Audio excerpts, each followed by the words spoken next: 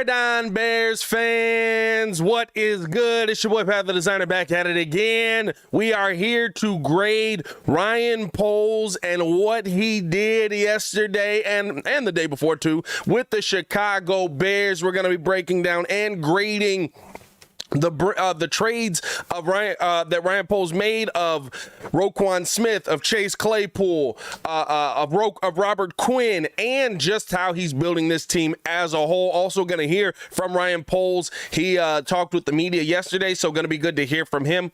He's a GM that really does jump in front of you, doesn't he? Like he's not sitting there wasting time. He's not sitting there like, hey, you're not going to know what I think. You're going to know exactly what Ryan Poles thinks. So we're going to break all that down today on today's episode of the Windy City Breeze Sports Talk Daily. Appreciate you guys for tuning in and rocking with us. As always, man, hit that like button, subscribe to the page. We do talk Chicago sports daily on this channel. It's the only channel talking Chicago sports, how Chicago talk. So make sure that you get in tune with us, man. How you guys feeling today? I'll say this, right? I have upset a lot of people over on TikTok.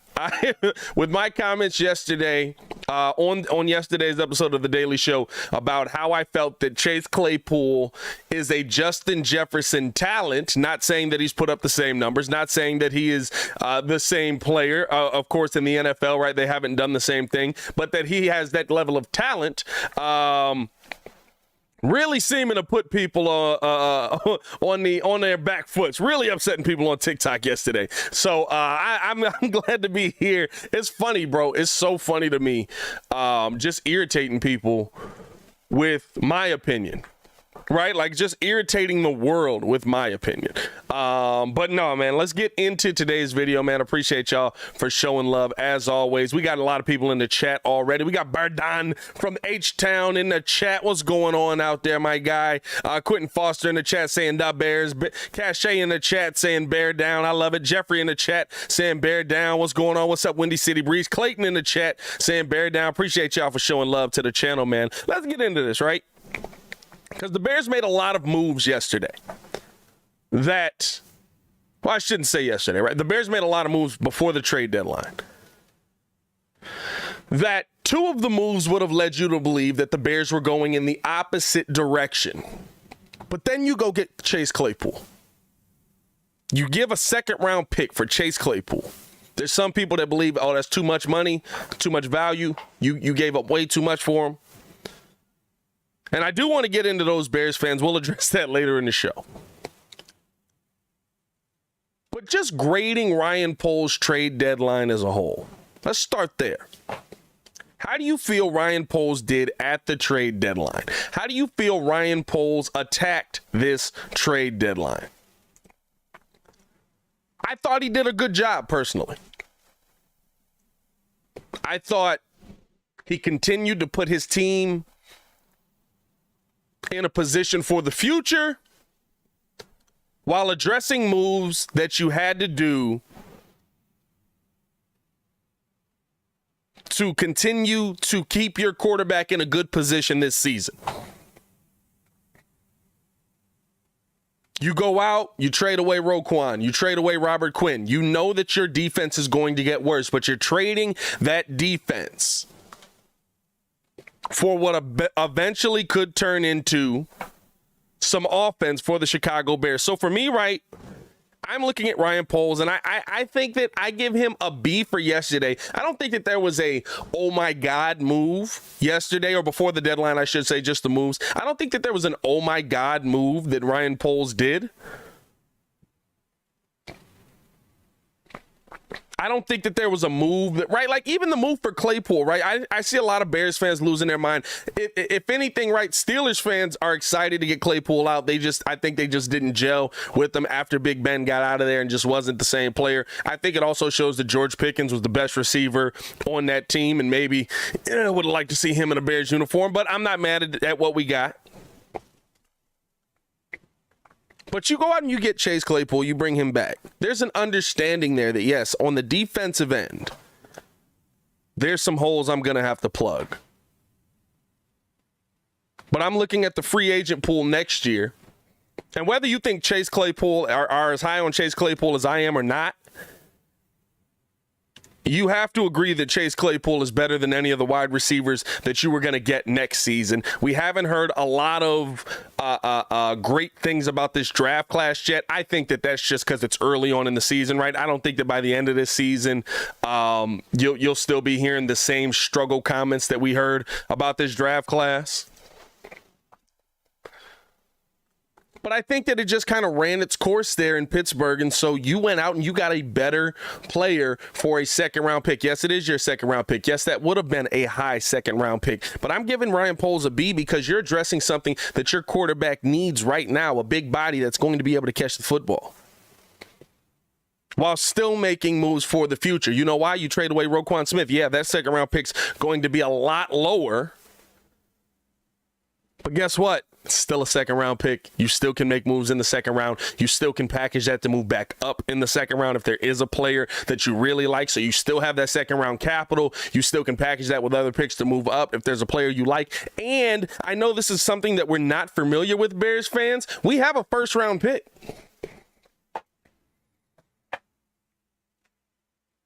And you have an extra fourth-round pick from Robert Quinn.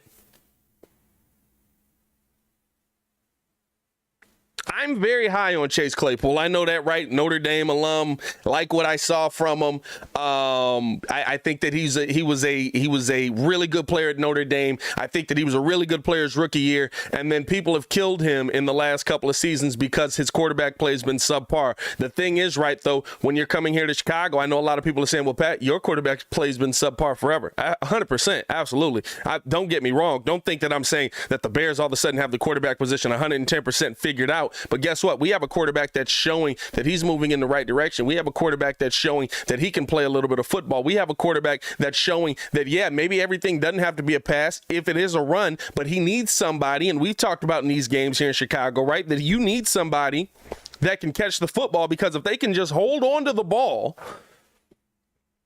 if they can just hold on to the football, Justin Fields' games look a lot better passing the football, and he's been able to deliver that ball in there to some tight windows. Chase Claypool is really good in catching the football in tight windows. He's been able to deliver that football in some tough positions with people falling over him left and right, like literally falling over him. And so for me, I like the move. I like the move of going to get Claypool. I think that this is a B-plus move, in my opinion, maybe A- even, because what it's doing, right, is you're addressing a need that your team has in the moment. You don't have that big body receiver. At least you don't feel confident that you have that big body receiver right now that you know is going to make plays. Yeah, there's some big body guys on this team, but N'Keal Harry's only getting the ball 1 to 2 times a game. He's caught both of those passes, but he hasn't gotten the ball a ton. Claypool hopefully comes in here. He's able to get the football a little bit more. And I think it's just Ryan Poles having an understanding of, hey, guess what? My offense is showing me something. In back-to-back weeks, we put up big offensive numbers. We've got guys that are getting in the end zone. Justin Fields is figuring out how to get in the end zone. He's using his legs in a very good manner. Like, all of those things add up into what the decision Ryan Poles made. And the thing is, when you have something that you can fall back on, that's where you look at these decisions and you say, yeah, that makes sense.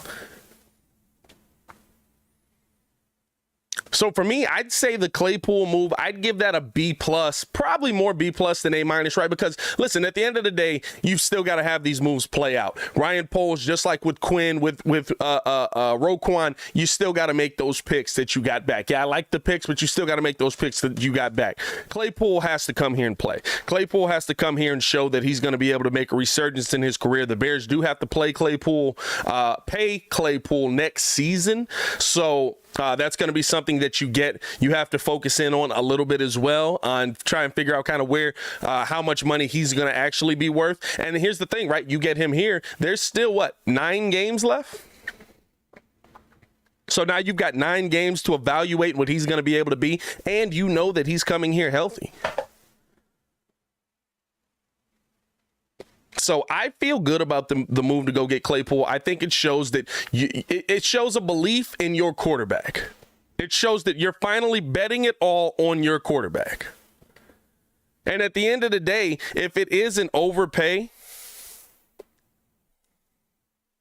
at the end of the day, if it is, oh, Pat, we gave too much for that, who cares if he can play?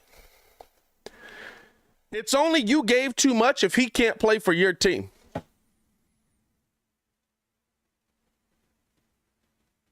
It's only he made too, or you gave too much up if he can't do it for you. So that's why I said I give it a B+ on the ability, on the intangibles, on what I like seeing that's coming back. But I don't know what he's going to do when he gets here. I am excited to see him in the mix with guys like Darnell Mooney. I'm excited to see him with I really want to see how they work N'Keal Harry into all of this, right? But I'm excited to see kind of where he's at. Drop your grades in the comments as well, man. Appreciate how you guys have tuned in and showed love, man. I mean, and I was excited yesterday when this news broke. First off, I was taking a nap. Everybody was looking at me crazy. Was like, Pat, you were napping during the trade deadline? And I was like, bro, listen, I got a 1-year-old daughter. I was up all night. I'm tired. I'm tired. I get why Zach LaVine is looking like that in these games. We're tired with these kids out here, bro. These COVID babies are different, bro. These COVID babies is different. I keep telling y'all that. Looking at some of the other moves Ryan Poles made, though. When I'm looking at the Roquan deal, I think that's the one that's the hot button deal, right? Because there's a lot of people that felt like you had to pay Roquan Smith. There's a lot of people that felt like you had to give Roquan what he was asking for, because if you don't give Roquan what he's asking for, how are you going to find another? I mean, listen, he's probably a top 3, top 4 linebacker in today's league, right? Like I'm not gonna say that you didn't give up absolute value with Roquan Smith. I think you did. I think you gave up a very valuable player. You got a 2nd round pick back. You got a 5th round pick back. And you got AJ Klein back, which, I mean, okay. I got to see that one. I'm not going to lie to you. The AJ Klein move doesn't get the blood boiling. You know what I mean? Doesn't get the blood hype for me personally, because I'm just like, all right, you got AJ Klein back. You know what I mean? Like, all right, thank you. But I think at the end of the day, right, when you look at what you got back for Roquan, understanding the move that came in for Claypool after that, and understanding kind of, okay, now we still got a 2nd round pick. I don't feel bad about a 2nd round pick.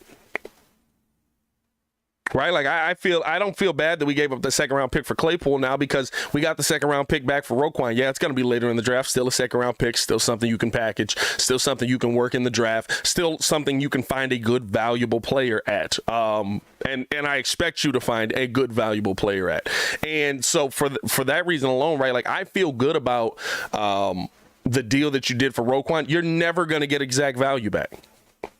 You're never going to get exact value. You never will. He is that level of linebacker. But at the end of the day, when you're looking at, okay, everything else that I need on this team, what's the one thing that we know the Chicago Bears can find? I've said this so many times this year. What do we know the Bears are good at? What do we know the Bears can do? How often are they going to be able to do it? They've been doing it since the 60s, 50s, for whatever you want to go back to. We can build a defense. We are the monsters of the Midway from that era. The only time we had a defense that was subpar since I've probably been alive was the Fox era. That defense was atrocious. That's the only time I really can remember looking at the defense and being like, wow, you guys suck. Outside of that, right, I feel like we have had a solid defense the entire time I have been alive. I know that we can find middle linebackers. I know that we can find defensive ends. I know that we can find nose tackles. We've done it my entire life. We've done it more than likely, right? Everybody in here, we've done it your entire life. You know what I mean? So, yeah, it does suck getting rid of a Roquan Smith. It does. I'm not going to sit here and act like it doesn't. I like Roquan Smith. I thought Roquan was a really good player for the Chicago Bears. I would have liked to see him get his money.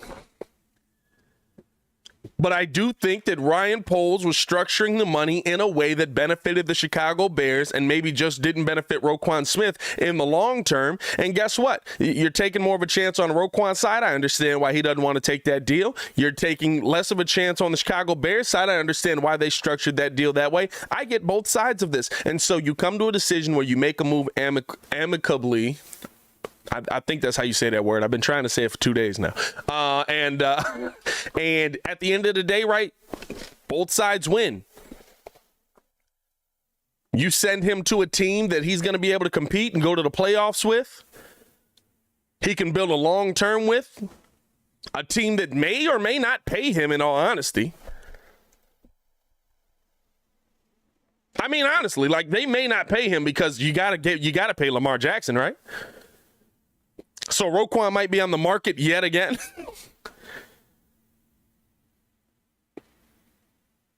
And the Bears get their second-round pick back. They get a fifth-round pick. They get a player back. I love that we're seeing how Ryan Poles is moving on this deal. For me, right, I would give this deal.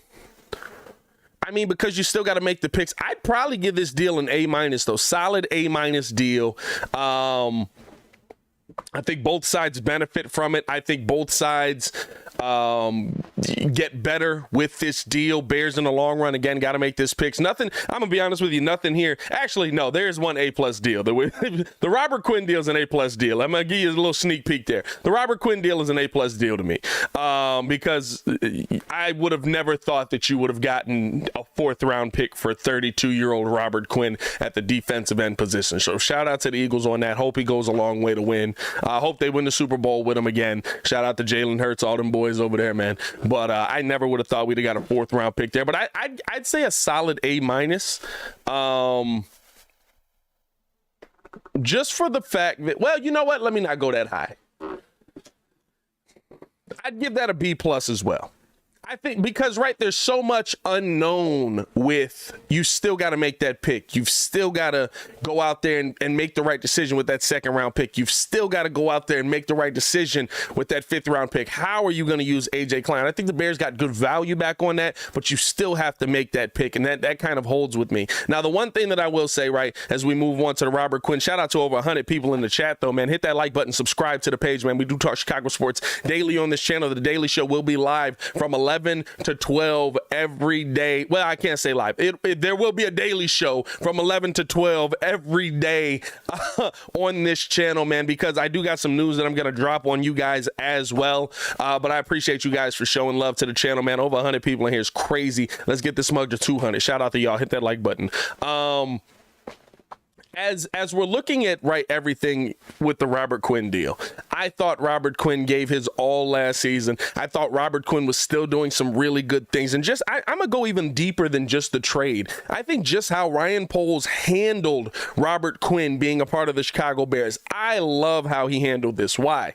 You could have traded Robert Quinn at the beginning of the season for more value. I do believe that. I don't think that you would have gotten like a second-round pick for Robert Quinn, but I do think you could have gotten maybe a fourth and a sixth. I do think you could have gotten maybe a fourth and a fifth for next year, something like that, right? I do think you could have gotten more value at the beginning of the season, coming off an 18.5 sack game, coming off of a game where you are coming off a season, 18.5 sack game, good Lord, coming off 18.5 sack season where you've seen him be not only just one of the best in the NFL, but also the best in Chicago Bears history, also the best in just one. I mean, he's in the record books now. He's in the history books. You can jot him down, best pass rusher for that season for the Chicago Bears. Easily did it without Khalil Mack for most of that season, did it without Akeem Hicks for a good chunk of that season, right? I like what we saw from Robert Quinn. But coming into this year, when you talk about the beginning of training camp, you could have gotten more value for Robert Quinn. But instead, right, what do we have? Well, we got a rookie left tackle that doesn't know what the heck's going on in the NFL. I don't think he's played a ton of was he a left tackle coming out of college? That I don't remember. But I think he might have been. But you got a rookie left tackle, and you got to teach him how to play. And guess what? As much as I would love to see Dominique Robinson be the dominant player going on and attacking and getting back, like, he's not Robert Quinn. Robert Quinn has moves, he has experience, he has history, he has all of those things that you can add in to what he's able to do. And so when I look at Robert Quinn going up against Braxton Jones, I think that gave him a ton of experience to get ready for what's happening in the NFL. Not to say Braxton Jones has been perfect every single game this year. He's had some miscues. He's been pushed around a little bit. He's got got to get stronger for sure. But I think that when you see like the ability of what he was able to gain just by working with Robert Quinn in the long run, that may be worth more to you than the 4th round pick is, or the extra pick you might have been able to achieve from trading him before the season starts. Because now you know that, guess what? My rookie left tackle at least knows what it's like to see a real pass rush. At least he knows what it's like to see somebody real going at him. So I like that Ryan Poles held him around at least for the first half of the season. You get halfway through, right, and you were able to get a 4th for him. Robert Quinn's a really, like, I think Robert Quinn's still a good player. I think maybe there was some stuff going on in the locker room that around him possibly being traded that you kind of look at and you're like, I don't really, okay, I'm gonna give it my all, but you know, maybe he's not getting home. A new environment sometimes changes how you feel on a lot of that stuff. So for me, right, like, I'm looking at the entire situation and the fact that you got a 4th round pick out of it for this season. Again, not for next season. We're not talking about Ryan Poles trying to fix the Chicago Bears 3 years down the line. This isn't a 2027 pick. This isn't a 2025 pick. This isn't even a 2024 pick. This is for next year's draft. They gave you that capital for next year's draft. Yeah, you got to eat a little bit of money. Guess what? You got money to eat. That's okay. You're choosing offense over defense. For the first time in my Chicago Bears fandom life, we are choosing offense over defense legitimately. Legitimately.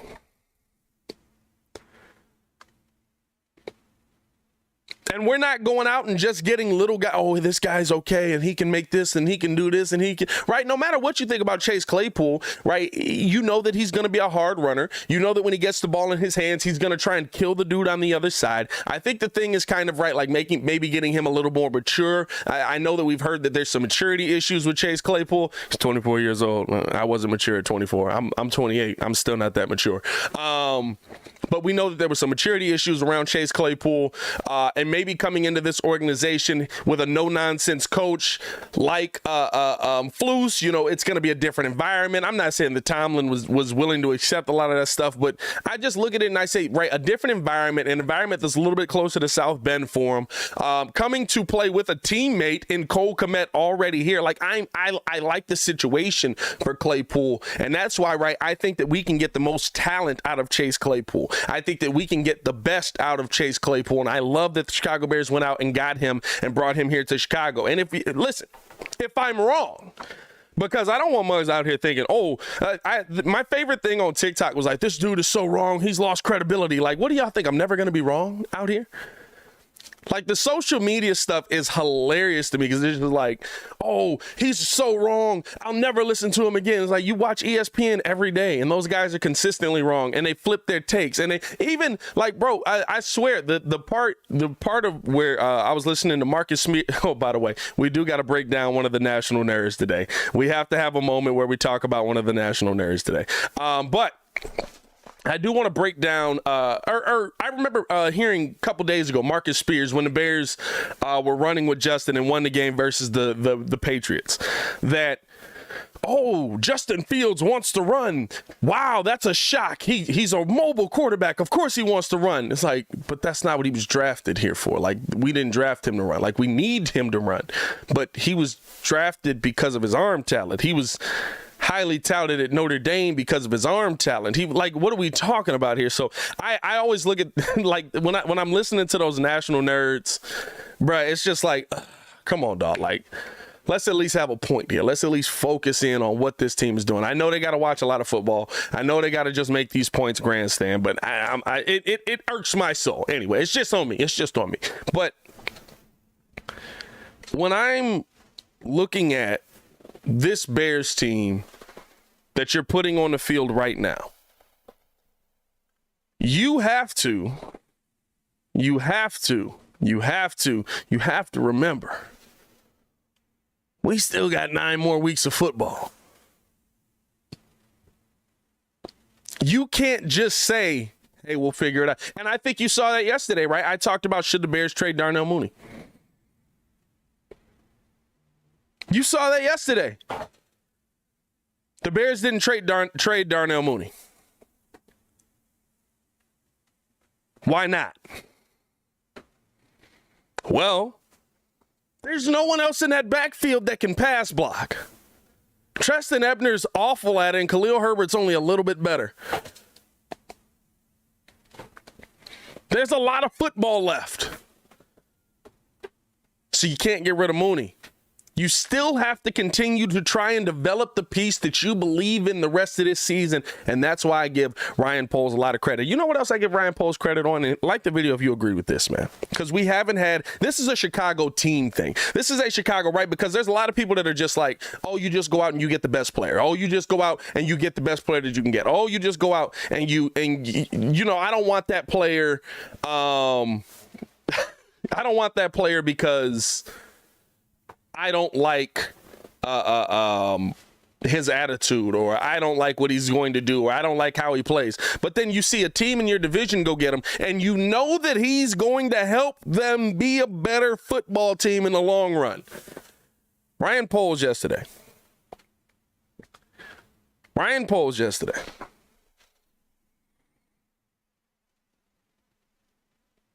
That man said, I see that the Packers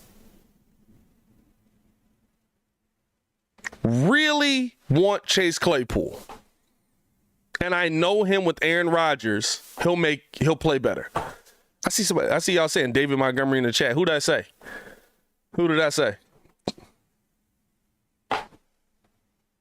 I love when Muzz be like, you mean David Montgomery? It's like, who did I say?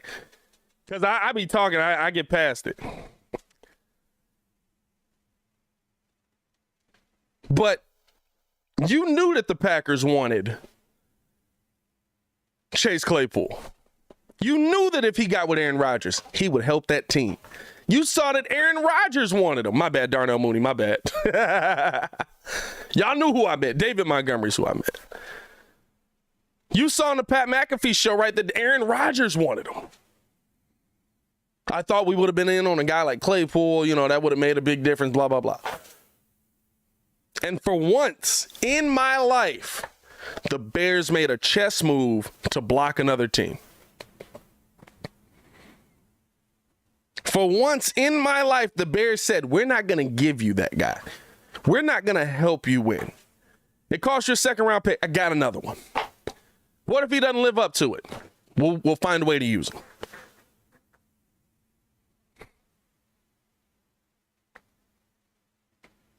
But we're not going to give you that guy.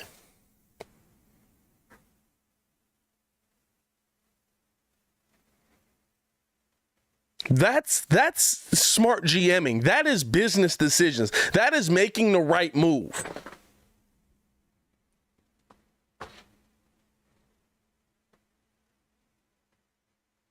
That's putting your team in a position to get better by keeping them worse.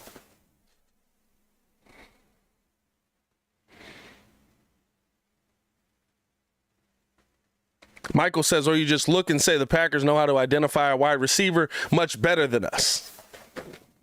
Have you seen that team? And also, they were offering a second-round pick as well. The Steelers just believe that the Bears will be worse than the Packers.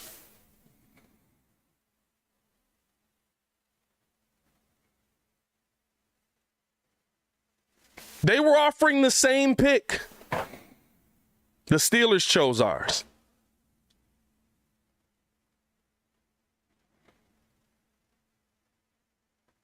And to me, that gets me excited, seeing a GM basically just go, hey, you know what? I'm not going to let you get better. You're going to use that second-round pick on a player. You're going to use that second-round pick on something else, but you're not going to go get this to help Aaron Rodgers out. Because I'll tell you right now, the wide receiver core that he's got in there, that ain't helping him. And he didn't get any help. He didn't get any better. The Packers sat on their hands. Oh, well, we got nothing here. We got nothing to do. We've got nothing to make a play. You know, I don't know. I don't know. What are we going to figure out? Love it. Now, does it still have to play out 100%? It's all still got to play out. All these moves have to play out, right? But we're just talking about on the surface, how do these moves look? Poles still has to pick the players.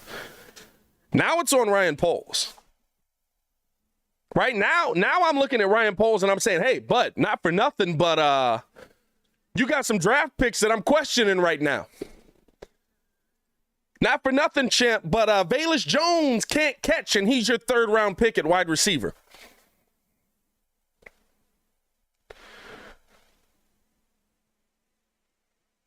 He's going to get better. Well, I hope so. But it don't look good right now.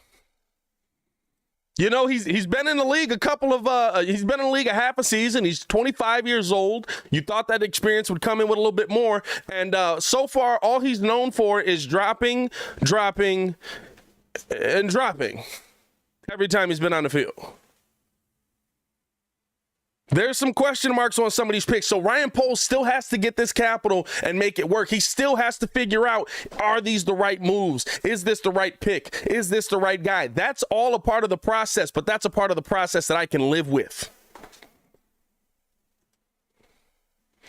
That's the part of the process that I feel good about. Okay, all right, let's see. You did the easy part. Now let's see what you can do for the hard part. Appreciate y'all for tuning in and rocking with your boy, man. Hit that like button, subscribe to the page. Let's listen in on Ryan Poles, right? Let's listen in on Ryan Poles. Because Ryan Poles talked about what he felt the Bears needed to do. Ryan Poles talked about where he felt the Bears needed the most help. And he talked about kind of why he moved on from Roquan, why he brought in Claypool. Let's listen in on Poles and the presser. Let me make sure y'all can hear this too. Hold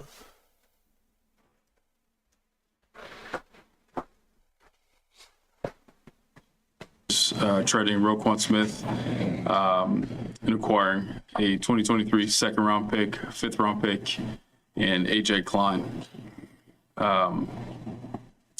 First, I want to just say thank you to Roquan for everything he did here. I know he impacted the franchise, the field, as well as the locker room, which again, you know, repeating a lot of the things that I said the other day, these moves are difficult because it's just not a move on paper. It affects people, especially the locker room.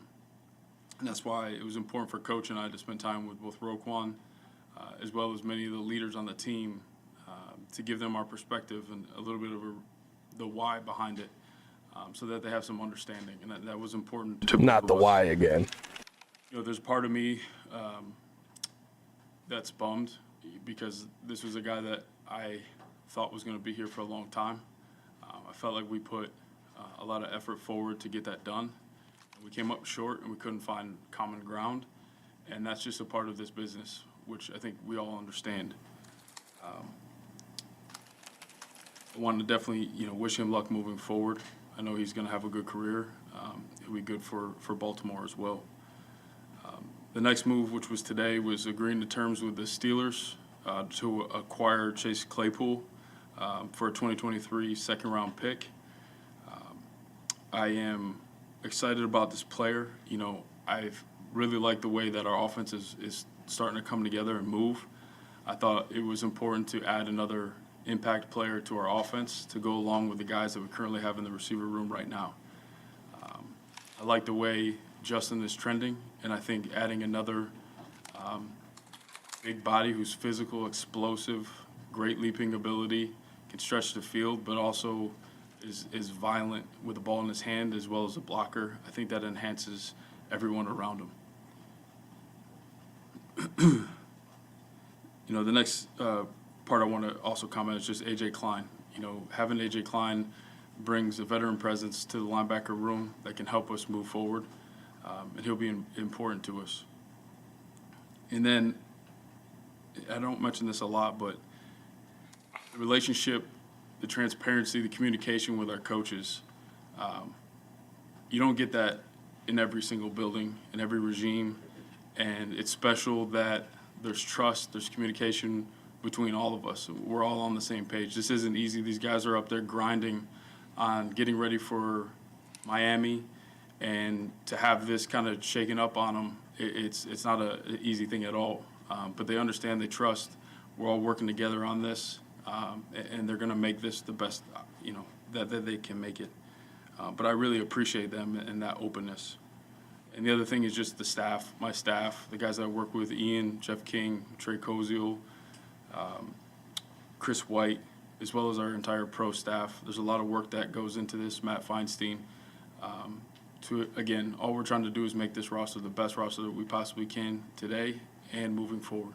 So I'll open up to questions. You couldn't find common ground with Roquan. Did you re-engage in contract or extension negotiations during the season? And if so, what came of those? We gave our finals before the season, and we established that. So that's where we just couldn't find common ground. How do you detail, I guess for us, but also for your leaders when you meet with them, why a guy that you believe so strongly in is no longer part of your championship vision in Roquan? Because of what we just mentioned in terms of not being able to find common ground to continue to move forward. There is, the reality of it is you have to ask yourself a question, are we ever going to find that middle ground? And from our previous conversations, you gather that information, and it felt like it was highly unlikely. So then, are you able to then take the opportunity to enhance your roster now, or are you okay with the chance that he walks away and we can't use some of that to enhance our roster? And that's what it came down to, and I felt like we had to move forward at that time. Right now, at what point in the process between the negotiations in the spring and the trade yesterday did it become apparent to you that, it wasn't going to come to fruition and it was going to be in the best interest of the Bears to leverage him for future assets? When it was the exact when did that moment? become apparent to you? Was it like right after the negotiations broke down? Did the decision come later, closer to yesterday? At what point did it become pretty clear to you that wasn't going to come together? That's an ongoing, just a thought process that you're taking the information that you learned from the preseason and as we got started and through the season to be like, all right, what am I comfortable doing? And then you also want to see there's a new staff. So you want to see how everything's going to gel together. So at that moment, we got to today or this past couple of days, and it was like, all right, I think the best option for this team is to move forward. You mentioned the fit, the new staff and all of that. How much did the evaluation of Roquan in this defense play into the strength? Yeah, it's a combination of just the fit, but also the long-term part of it as well, in terms of the value and everything like that. So,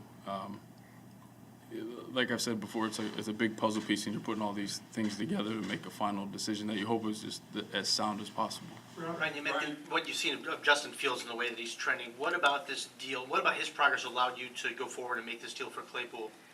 Yeah, it's just, as a quarterback, and you all know where I come from, you can never have enough weapons and guys that help your quarterback gain confidence.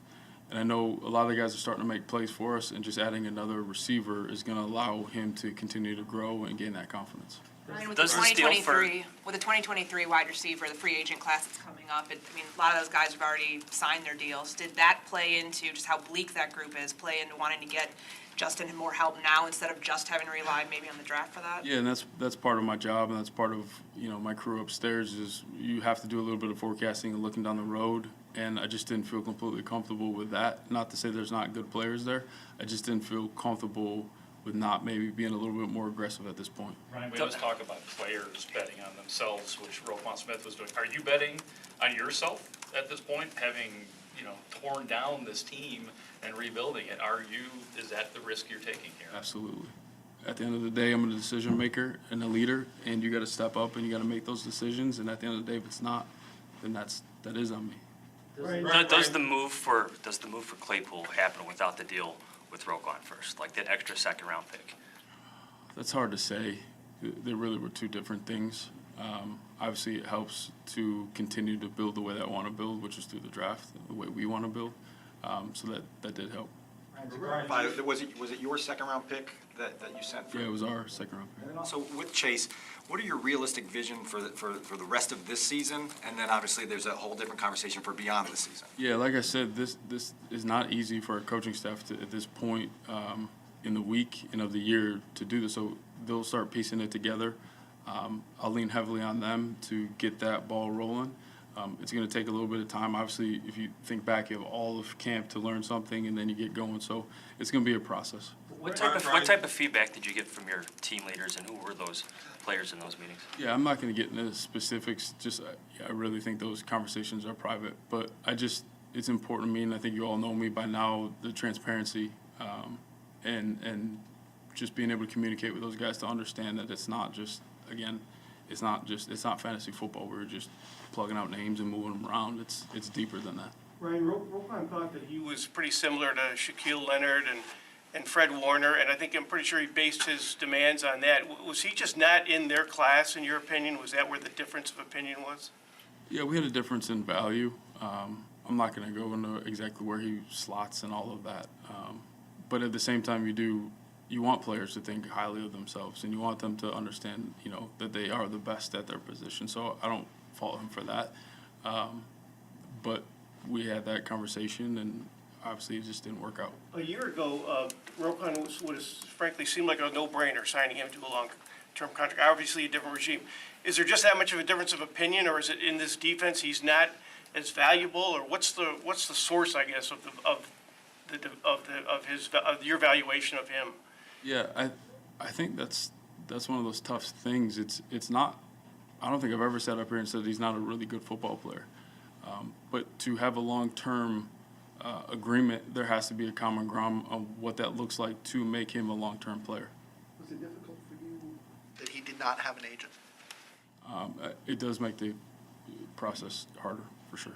Is there an expectation to look to keep Chase with this team for a long term? Obviously, he's got 1.5 years left in his contract, but is that kind of an expectation that he's going to be part of this thing for a while? Yeah, the contract definitely. Shout out to Broski Bear for the super chat. But, we're going to take, just like everybody else, we're kind of going to take the season and see how everything works out, and we'll go from there. I asked Coach Eberflus a couple of weeks ago about the kind of natural conflict of interest between his duties to try and win this week's game and your duties to try and look out for the best long-term interests of the team. Not to say that you don't want to win this week's game. I know you do. But obviously, getting rid of Roquan doesn't make his job easier this week. It probably makes it a little bit more difficult. How do you go about balancing that? What are those conversations like? And does it change how you go about evaluating the coaching staff's performance this season? Yeah, all of that's taken into consideration. That's why, I ended that with just how thankful I am for our staff to have the open mind to understand about today and tomorrow. It's not easy, but I will guarantee you this, that staff, our players, our locker room, they are competitive and they want to win week in and week out. Do these shakeups, shake that up and make it stressful at times? Absolutely. And I get that, and they get that. But what I love about this staff is that they're competitive. This locker room's competitive, and they don't see this as, hey, these moves are happening, so let's just throw in the white towel and just forget about everything else. They want to grind it out. They want to win.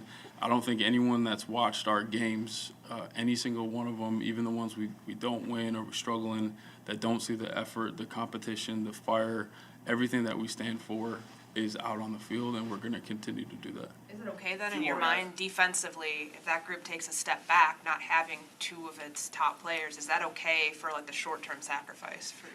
I don't think that's ever okay to take a step back. You're going to have to rely on players to step up and other leaders on the team to make more plays. Ryan, Chase's first two seasons were pretty consistent or pretty similar statistically from each other. This year he seems to have fallen off. In your evaluation of him, why are his numbers down? Why are some of those frustrations that he made public there? Yeah, actually, receiving yards, I think he's on pace to be similar. Game's down. Okay, per game. Yeah, there's a lot of changes going on there. So you do have to just kind of look at the scenario and put all that together. But I think he's going to be fine. All right, so that was Ryan Poles breaking down what he saw and why he made some of the moves that he did make. Basically saying that he believes in Justin Fields and he believed that he needed to get Justin Fields another weapon, like many of us have been saying.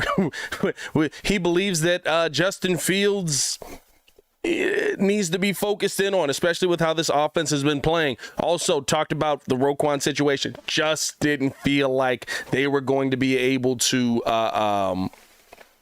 come to a common ground on Roquan at any point. You basically knew that he was feeling that way kind of at the beginning of the season with how they were talking and different things like that. But you hoped that they were going to be able to find a common ground. But I mean, here at the end of the day, right? Like, this is my thing with Ryan Poles, and this is kind of where I'm sitting at. By the way, 220 people in the building, man. Hit that like button, subscribe to the page. We do talk Chicago sports daily on this channel. It's the only channel talking Bears and Bulls, how Bears fans talk, man. So make sure you get in tune with us. We will talk other sports on here as well. But I think here's the part that excites me the most about what we're hearing from Ryan Poles. It seems like he has an understanding of what his team needs most right now to keep moving in the right direction in a way that we feel is going to be that he feels is going to lead to long-term success. That's on the offensive end. Guess what? I know this is a crazy concept, but that's on the offensive end in an offensive league that is predicated on the quarterback and not just on running the football. And you see that Justin Fields can use his legs to help you in the run game, but also that he's trying to sling that ball in there in some tight spots and guys aren't catching it. So now, as you listen to Ryan Poles, it's like he has an understanding of what the situation his team is in right now. I love that. I love that we're hearing him speak like that. I love that we're hearing him talk about, okay, this is what we needed to do. And guess what? As we've seen this and as we've seen this offense grow, this is what we needed to add to this offense. And you heard him talking about the pick there with that second-round pick. Was that the guarantee with that second-round pick? Did that make it so you were okay with trading Chase Claypool? Talked about it being two separate situations. Didn't really pay attention to it as much. I don't know if I buy that, right? Like, listen, you're still going to get some GM talk. I think it makes it easier to say, yeah, we're going to get rid of our second-round pick if you know that you have somebody with talent in the building at that second-round pick who's from around here, from the Notre Dame area, stuff like that, understands what Chicago brings, understands what goes on around here, has teammates on the team, so he at least comes here and he feels a little bit more comfortable, right? Maybe a more comfortable situation for him. Now you're looking at that pick completely different, and you've got another second-round pick in the building. I love that. I think Ryan Poles has done a really, really good job with the Chicago Bears this season. And I think the thing is, right, like, we've wanted things to happen like that. Bears fans have they've been so, you got to give us that. You got to give us that. You got to give us. And here's my thing too. Hold up. I got to talk to some of the, I don't know if you want to call them bandwagon, whatever you want to call them, right? But I got to talk to some of the fanatics out there. Because I think fans as a whole are logical. Fans as a whole, we look at the situation, we evaluate the situation. But there's some Bears fanatics out there, right? There's some Bird Don meatheads out there, right? What do y'all want?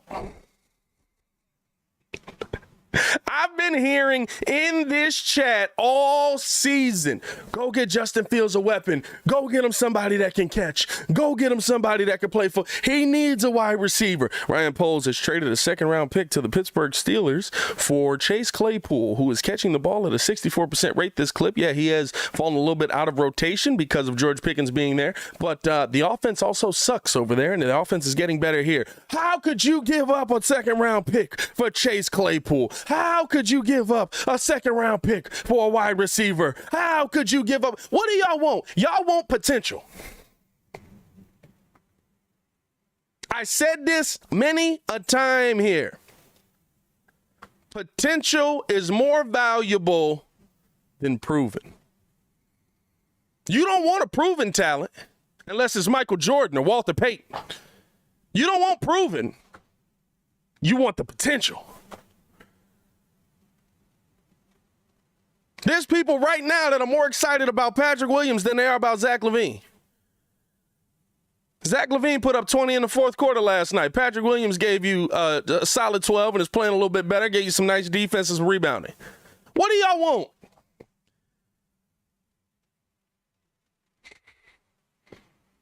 Because what I want is my team to win consistently. And I don't care how we do it.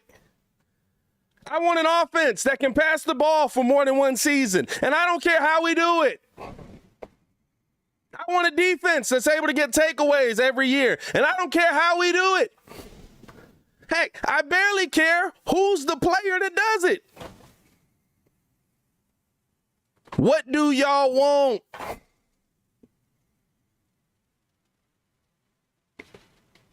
Because the visceral and attacking of Chase Claypool that I've heard on Twitter, on the internet, all over, bro, like,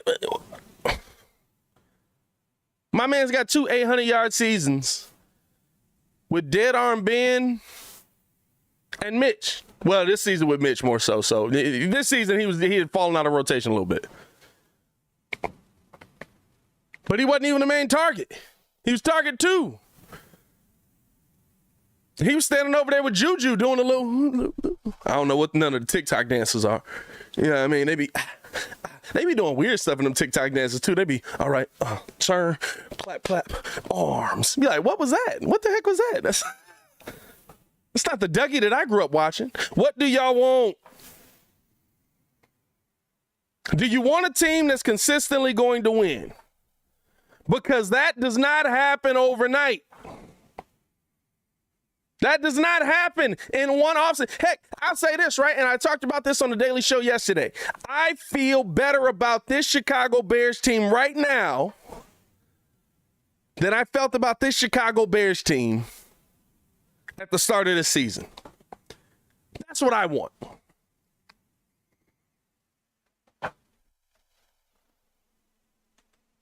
I feel better about this Chicago Bears team right now than I did at the start of the season. That's what I was hoping for this year. I feel like Justin Fields is the answer for us at quarterback this year, and it feels completely different than every other quarterback that's come through that door. That's what I wanted for this year. I want to have hope going into next season that the Chicago Bears, if they spend their money right, and if they draft pick, and if they draft correctly, right, that we won't be looking at a 5, 6, 7 win team next year. What do y'all want?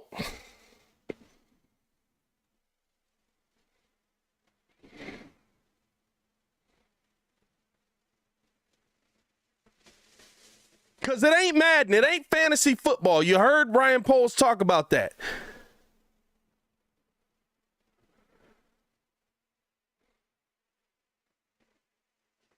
This ain't, oh, you just trade this guy away and get rid of him. These are human beings.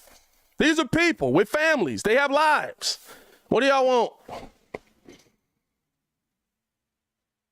That's my question to y'all, man. I had to get that off my chest, man, because y'all been killing me with that. And it ain't just Bears. It's Bulls. It's White Sox. It's all of that, right? And here's the thing. I love that there are fanatics because it means that we have a real fan base, by the way, right? You know what I mean? Like, Miami's just got, like, I don't know what that is, right? What are Miami fans? Like, hey, it's warm. Let's go to a game. All right, I'm out of here. You know what I mean? Like, I don't want that either. I would rather deal with what we have here.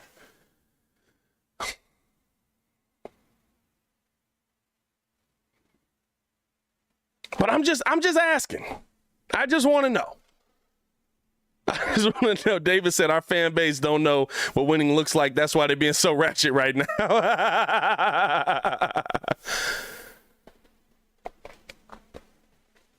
Oh, man. Appreciate y'all for tuning in and rocking with us, man. Hit that like button, subscribe to the page. We do talk Chicago sports daily on this channel. It's the only channel talking Chicago sports, how Chicago talk. So make sure that you get in tune with us, man. Did I have anything else? Nah, that's pretty much it for today's episode, man. Oh, do got to drop a little bit of news on y'all. We will be live tonight for the Chicago Bulls live call versus the Charlotte Hornets. I don't believe Zach LaVine is supposed to play, but we'll do a little pregame on that and then go live on that, all that good stuff, right?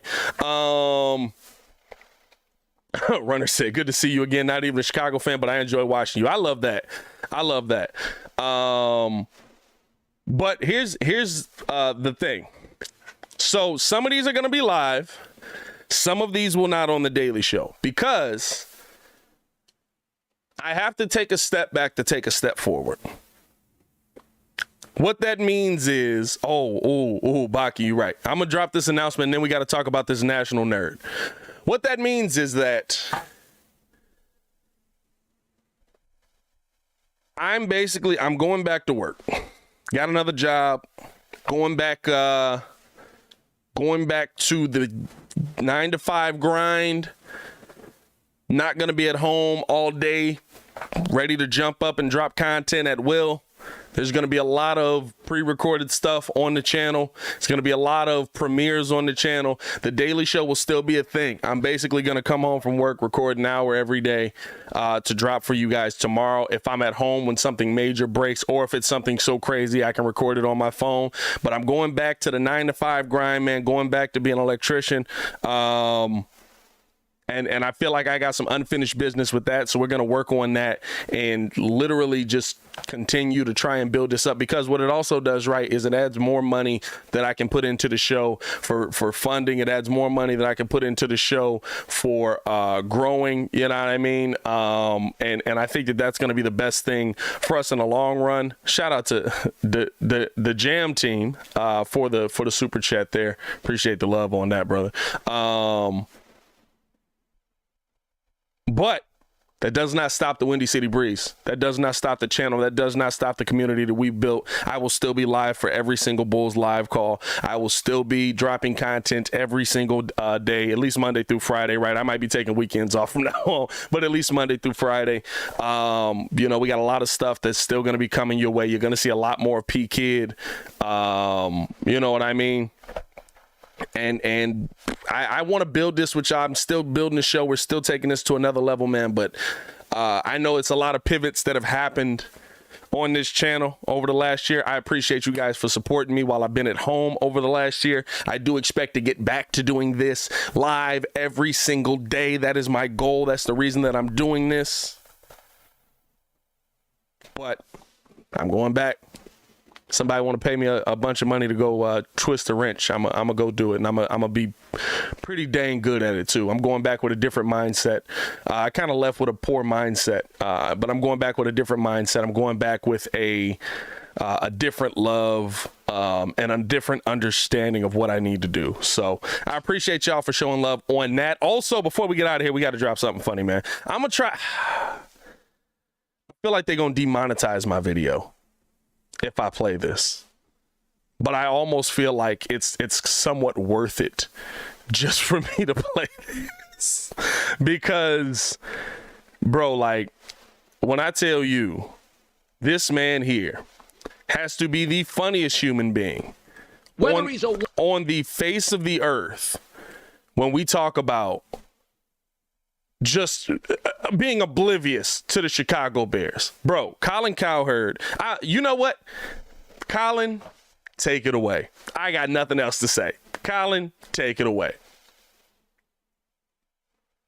We'll give one of those things up. We'll still have a second, and we're going to give our quarterback, whether he's a 1 or not, Darnell Mooney and Chase Claypool and Cole Kmet and Armstrong. Let's go see what he is with Cole Kmet. Armstrong. Herbert. Armstrong? Mooney. Claypool is a man. He is a big body. Yes. Mooney is more clever. Like right? that. You don't want him taking a beating. I agree. So now you have Armstrong, Herbert backs. Nice backs. Mooney's a young guy. Claypool's a young guy. I agree. Kmet's a young guy. Love it. Armstrong's a young guy. Who's Armstrong? We'll give one of those things up. Who is Armstrong? Hey, let me tell you this right now. I'm going to tell you this right now. I dislike a lot of Colin Cowherd's takes, but this is not on Colin. Hey, listen. This is not on Colin. It's on Colin to know who's on the team. I do agree with that. But he's got a team there. Nobody told Colin, after saying Armstrong 15 times, that his name is Montgomery. Also, who in the NFL is Armstrong? I don't know an Armstrong. Is there an Armstrong in the league right now? Who was he thinking of?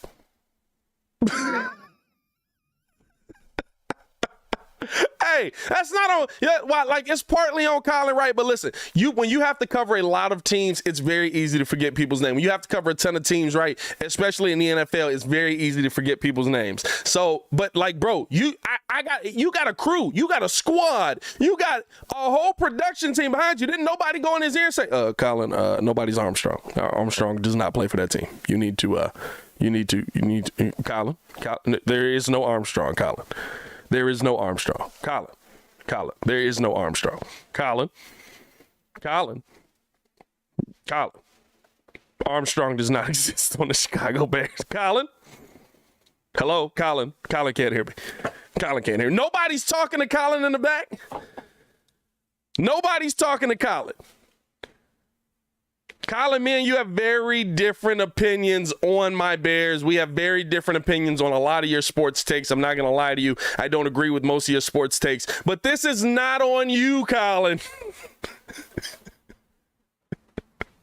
Your team lets you down. Somebody should be fired. Hey, man, I'm going to get up out of here, man. I appreciate y'all for tuning in and rocking with us. Shout out to the Jammin' for another super chat, man, a $20 super chat. Appreciate that love there, brother. I am going to get up out of here, man. I appreciate you guys for tuning in and showing love as always, man. The Jam team. My bad. I said the Jammin'. The Jam team. Hit that like button, subscribe to the page. We do talk Chicago sports daily. If we're going to be on, or if you're listening on the podcast side, leave a 5-star review on the podcast and let us know how you feel about the show. As always, man, it's your boy Pat the Designer back at it again. Y'all stay safe out there, Chicago. I'm sure we'll have some more stuff dropping on this mug, man. Armstrong's out of here, man. I'm out.